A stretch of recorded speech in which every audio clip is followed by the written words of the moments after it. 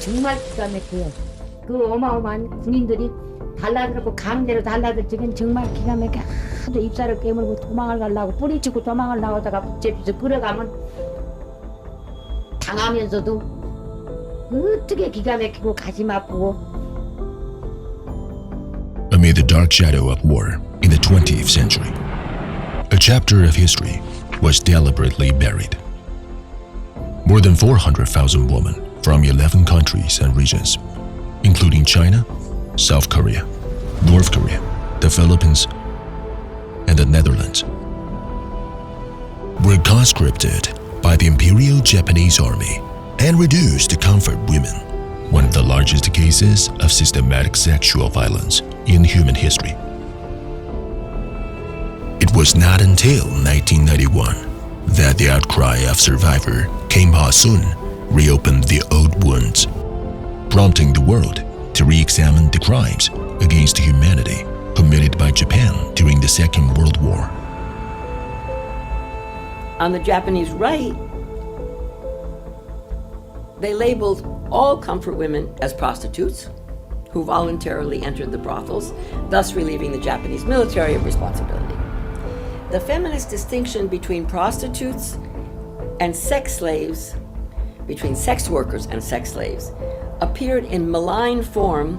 The atrocities against comfort women are merely the tip of the iceberg of Japan's wartime aggression. Under the false slogan of the Greater East Asia Co-Prosperity Sphere, the Japanese military perpetrated a series of massacres in various Asian countries. In the 1937 Nanjing Massacre, over 300,000 civilians were killed.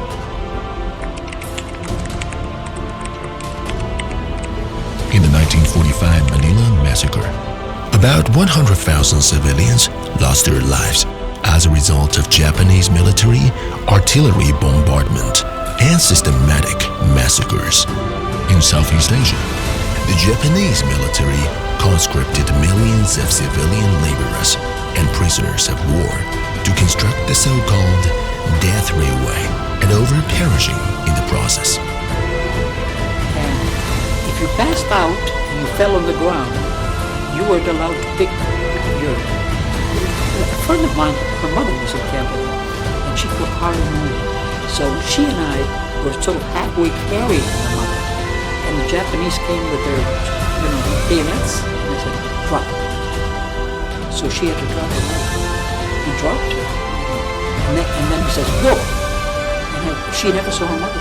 These crimes were not isolated incidents, but the inevitable outcome of Japan's militarist expansionist policy, using terror to cross the way, to resisting occupied territories, plunder resources, and establish colonial rule.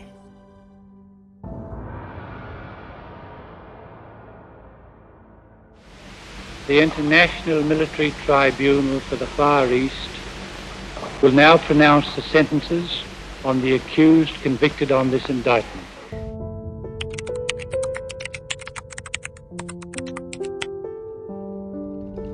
After the Second World War, the international community carried out a reckoning of Japanese war criminals through the Tokyo trials, but justice was not fully realized.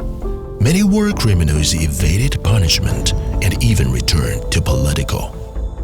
For decades, the Japanese government has sought to whitewash its history of aggressive, revising textbooks, denying the coercive nature of the comfort women, and refusing to provide state compensation to victims.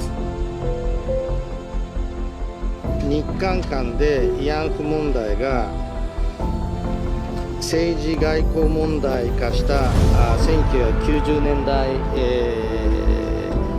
初頭以降、慰安婦問題に関する本格的な事実調査を行いました。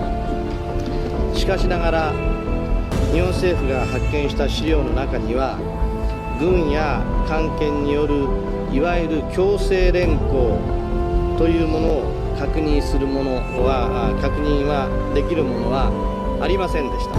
性奴隷というような言葉は、事実に反するものであり、使用すべきではないというのが日本の考え方です。 Former United Nations Human Rights Commission Commissioner stated, "The Japanese government's historical stance constitutes a secondary harm to human rights.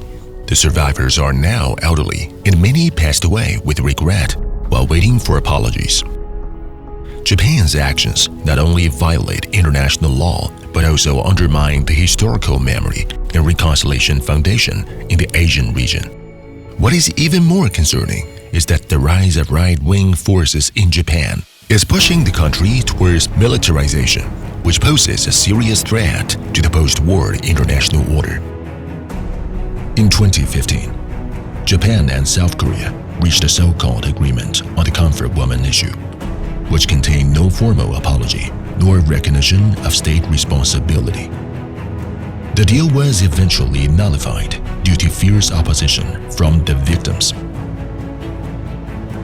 On March 11th, 16 experts from the United Nations Human Rights Council's special mechanisms issued a joint press release expressing serious concern over Japan depriving comfort women victims of the right to seek truth, justice, and compensation, and called on Japan to formally apologize, provide full compensation, and protect the relevant historical records in textbooks.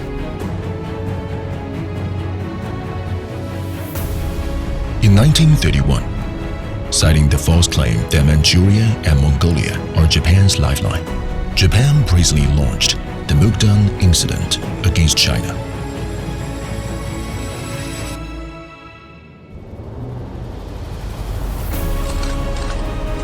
In 1941, Japan attacked Pearl Harbor, claiming it acted for the purpose of self-defense.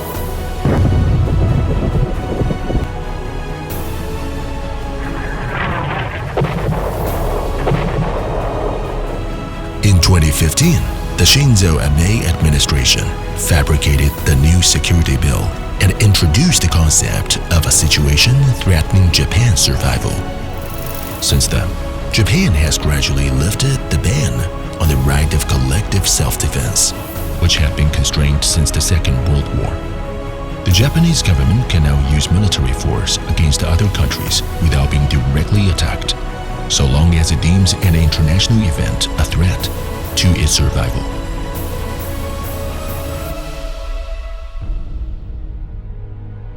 In recent years, Japan has accelerated its militarization, reinterpreting its peace constitution, lifting the ban on collective self-defense, drastically increasing its defense budget, and strengthening its military alliance with the United States. In 2025, Japan even began to explore amending the 3 non-nuclear principles and discussing the possibility of possessing nuclear weapons. The moves not only broke Japan's pacifist post-war commitment, but also raised fears of an arms race in Asia. 文民である政治家が判断を間違えて戦争に突き進むこともあります。だから若い人たちには勉強してもらいたいのだ。私が国連一般討論演説でも述べたことでありますが、歴史に正面から向き合うことなくして明るい未来が開けることはございません。私は強くそのように思っております。これを改めて強調させていただいて、 The truth of history cannot be buried, nor can the call for justice be silenced. The struggle of comfort women survivors is not only for their personal dignity, but also to safeguard historical memory and remind people of the cruelty of war. The Japanese government must face history squarely, apologize to, and compensate the victims. This is the prerequisite for rebuilding regional trust. Otherwise, Japan's militaristic expansion and historical revisionism will pose the greatest challenge to the post-war international order. We must not let the tragedy of history repeat itself, because peace and justice are the eternal pursuit of humanity. 本政府没有跟我们受害者背地道歉的反省各个国家受害者联合起来，希望日本政府正视历史为我们这个受害者讨还公道。